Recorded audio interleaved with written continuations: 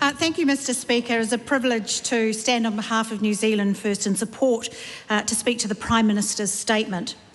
Mr Speaker, January's severe weather event, which has been spoken about by a number of members across the course of this debate, but I would like to add my voice to it, acknowledging the passing of Te Kanimau Arobus, who was swept away in the Mahurangi River in Warkworth, and the community rallied around his whānau. There were numerous others who also passed away during that particular weather event around the country, and our prayers are with the families impacted as they now resettle into their lives without their loved ones. The communities around the country rallied. Much has been, as I mentioned, said about that. I would like to note, though, the leadership from Minister Mark Mitchell in his role in emergency management. And I would also like to make special mention of the role of local community radio.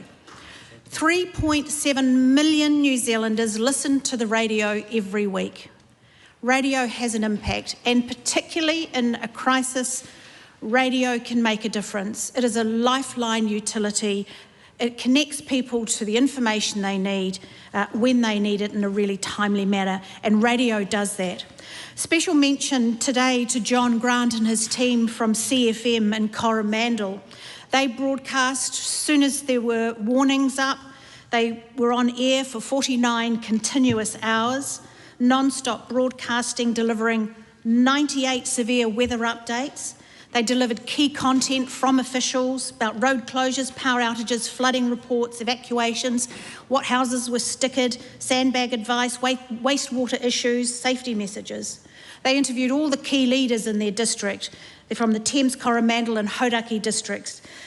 They also provide the connection from various communities, particularly those that have an FM radio station. A lot of people still listening to FM. They had a Facebook page up. They got 5.7 million Facebook page views as the event unfolded. 742,000 hits on the dedicated road information page during and after the event, so that people who sought that critical roading information could get connected to what was happening in their area in a very timely manner. There were some high-profile endorsements about the role of the local radio station CFM.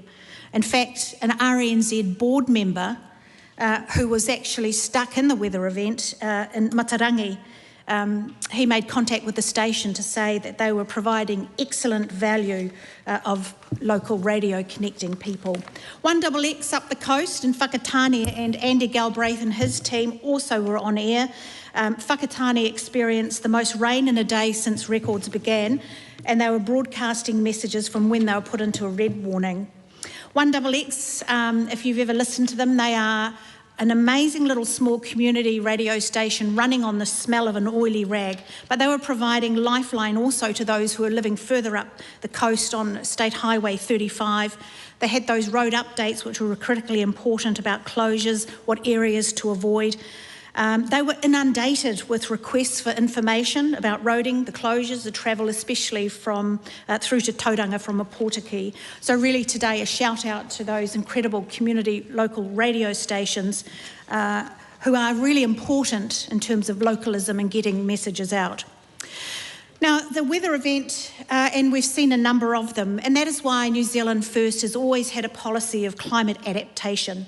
It's really important that we note that in the Regional Infrastructure Fund, 200 million has been put aside with co-funding of 450 million alongside regional councils for 74 flood protection schemes during the course of this Parliament. I was able to go and visit last year the Hokitika flood wall, and I was there to give a speech for the opening of that. That's all about flood resilience. We have a RIF triple dip on the west coast with the port's infrastructure upgrade program, and I was pleased to go on behalf of the Minister Mark Patterson for the Jackson Bay Wharf.